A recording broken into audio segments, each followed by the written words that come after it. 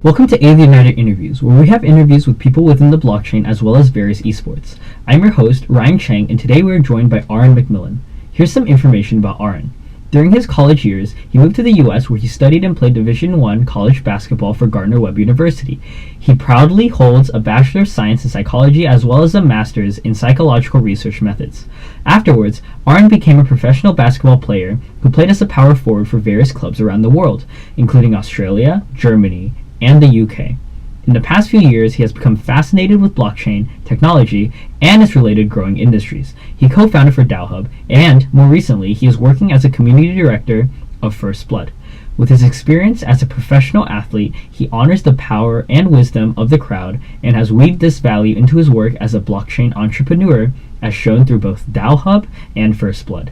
Talking a little more about FirstBlood. FirstBlood is a platform for esport players that hosts competitions and allow esport enthusiasts to compete with each other around the world in their favorite games, spending and gaining money through their specific in-platform currency.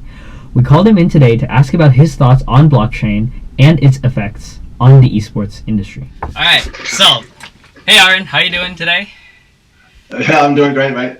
Alright, sounds good. 16. I see you're on FirstBlood, judging from your shirt, right?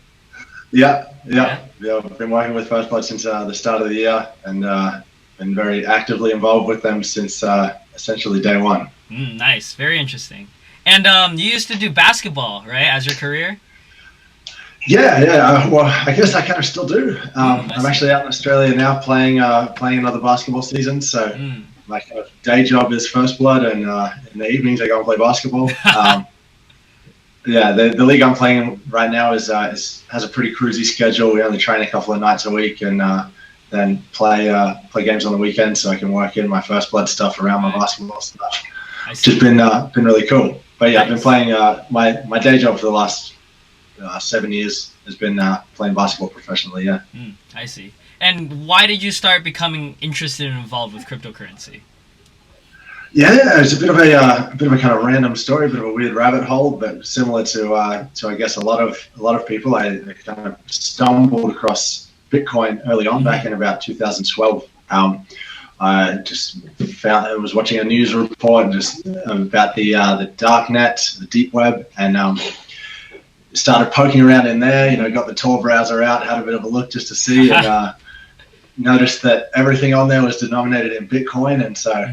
That was kind of where I fell in, and then the journey since then has been wild and twisting and turning, and it's just it's been fun. Right. I discovered Vitalik's kind of writings and his influence on the community pretty early on, and so when he started talking about Ethereum and programmable blockchains, that kind of got me really excited, and so I've been heavily involved in the Ethereum space ever since, mostly as a lurker, but last year about April last year, I started up DAOhub around there's a community to kind of support the DAO, and that's how I kind of became really active in the Ethereum community. I see. And considering your first-hand experience with the FirstBlood project, how do you think cryptocurrency can change the esports scene, like in games such as League of Legends?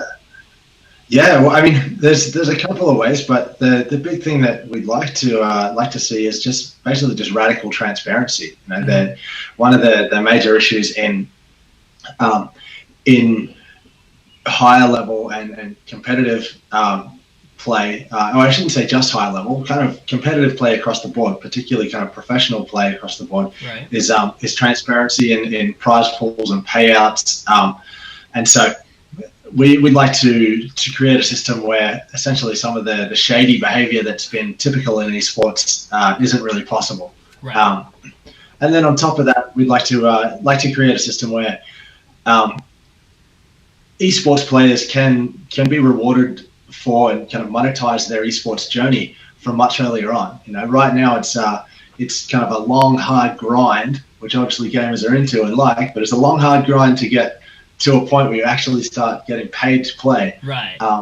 So with that kind of system of wagering, the potential to monetize your esports journey begins much earlier on. and you can be rewarded for the journey instead of just for reaching the pinnacle. Right. And so this is how you feel about the intrinsic characteristic of transparency with blockchain like Bitcoin, a currency like Bitcoin. Yeah, well, so obviously I'm all for it. I love the idea of kind of radical transparency and kind of opt-in transparency as well. You know, a system like Bitcoin or Ethereum, they're all pseudonymous. So every transaction, every operation on the network is visible to everyone on the network. Right. But it's not unless I actually reveal who I am on the network that anyone knows that a particular action was me. And so those kind of characteristics are things that I think we'd like to try and build into our platform in one way or another. I see. And you think this is safe for any world problems or any world transactions that there are in, I'm not quite sure what you mean. Clarify that a little bit. So for esports, you think this is safer? Do you think it's a safer transaction than what's currently happening now? Yeah, well, so I mean, the thing that will ultimately make our platform kind of more attractive and like you said, safer is that as we tend towards decentralization of those aspects of the platform, we will eliminate the need to trust a counterparty or to trust a middleman. Everything will be routed through a smart contract that's transparent and is publicly auditable. So there's no need to trust essentially a third party to hold your money and then to pay it out when you actually owed it. Right, I see. And a very big part about cryptocurrency is how many people are available to use it, right? How will you do you believe that crowd wisdom will make the world a better place in esports and out? Yeah, definitely. So Justin and I, we've been talking for months since, I don't know, maybe August or September last year. Right. Kind of bouncing the whole idea of the esports DAO and the how that would work back and forth. And so I mean the whole idea of kind of crowd wisdom of a futarchy governing a DAO is something I'm all for. I think it's going to really change the world. Gnosis, who just had a really successful crowd sale recently, or token launch, I should say, recently, going to be creating a platform for launching Futaki-based DAO, which potentially is what you guys will end up using. But the potential impact on the rest of the world outside of just esports with that kind of technology is unreal. And yeah, the potential for harnessing that crowd wisdom through prediction markets and Futaki will be really interesting to kind of watch it play out. Right. And to all the viewers who don't know who Justin is, he's the CEO. He's one of our co-founders for Aether United, just for a little bit of clarity, just in case you weren't aware. And Next. Yeah. So what problems in esports do you think that cryptocurrency addresses, besides the shady business? Anything else? There's a variety, I think, but on top of kind of what we've already discussed, there's some other interesting use cases and some that probably haven't even been thought about or haven't really been addressed. But outside of our use case, other use cases might be there's a project called Auryns. They're looking to tokenize in-game assets. So that's a really interesting use case where they're looking to basically give you ownership of the items that you get in game. So rather than those items being held in a custodial fashion by the game developer on their server in a database, you actually own the items. They might be portable between one game and another. So think about it like, what if I could take a card from Hearthstone, and that card in Hearthstone is actually an item in League of Legends as well. The card in Hearthstone becomes a ward in League of Legends, and then is a CSGO or something like that. Exactly, yeah. So that kind of portability between games is something they're working on, which I think is a really, really cool concept. That's real nifty, actually. Yeah. Yeah, and I mean those kind of use cases I think are just going to become more and more frequent as the ecosystem evolves and as more people start kind of basically just brainstorming ideas. Right.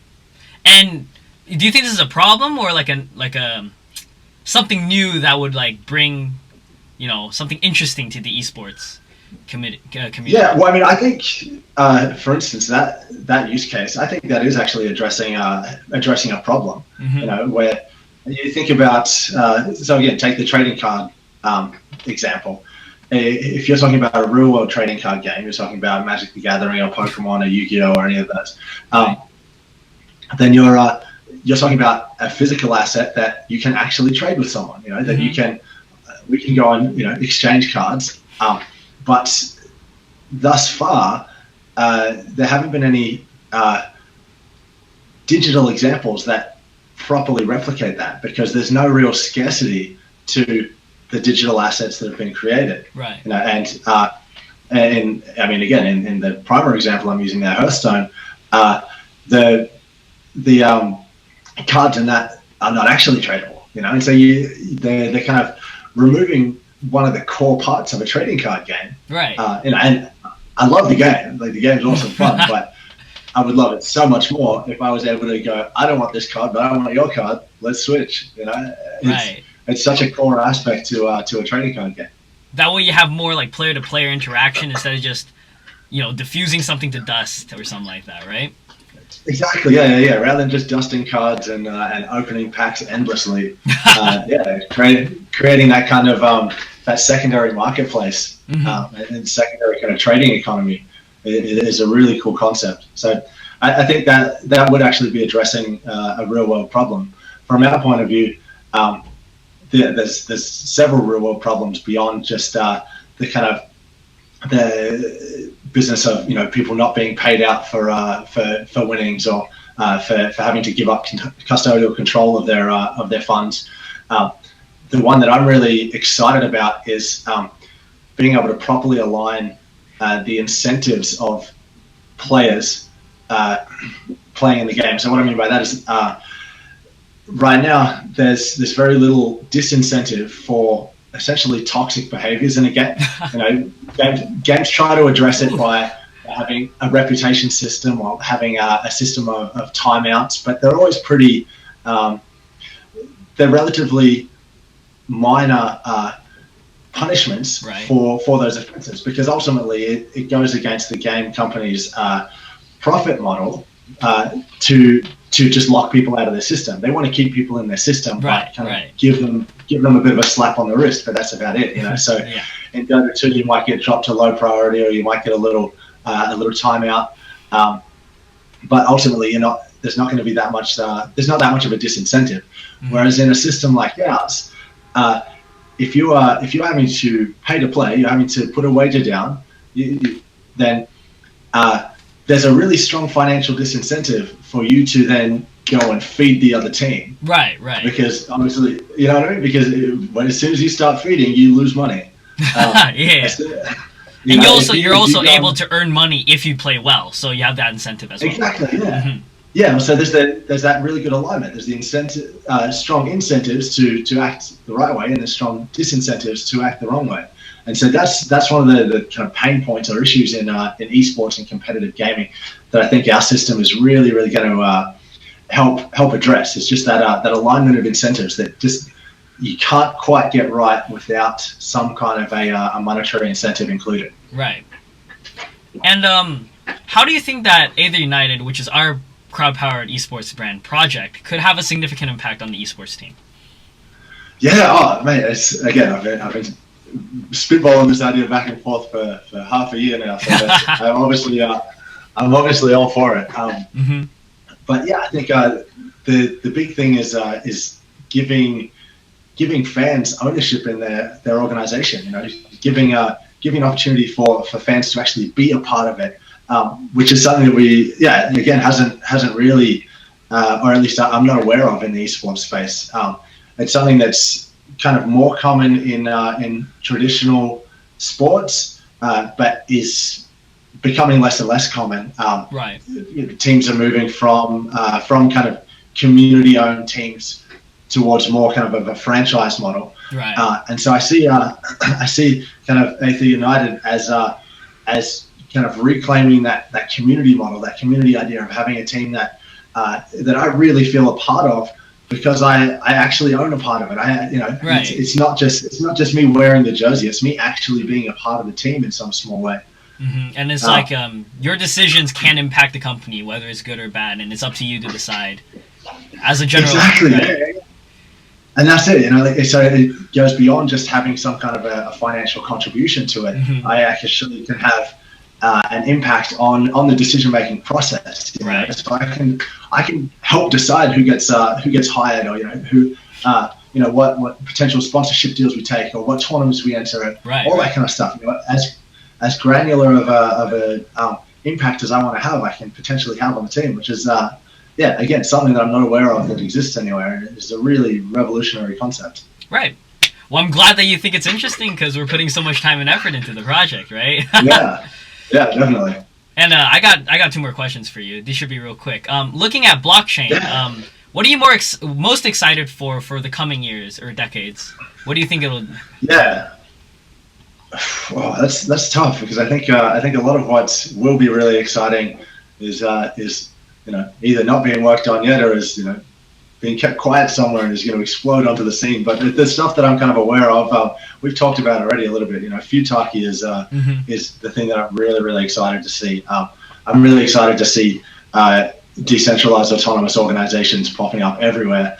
Obviously, I was very involved in the DAO, the infamous now DAO, and so I would love to see that experiment continue. I'm really looking forward to seeing some more robust versions of that pop up over the next few years, few decades, and kind of see what happens. That experimentation and just alternate systems of governance is what really excites me about Ethereum and blockchain as a whole. Right. And what do you feel about the esport ecosystem and how it'll grow or change, and how it interacts with the blockchain in the coming years?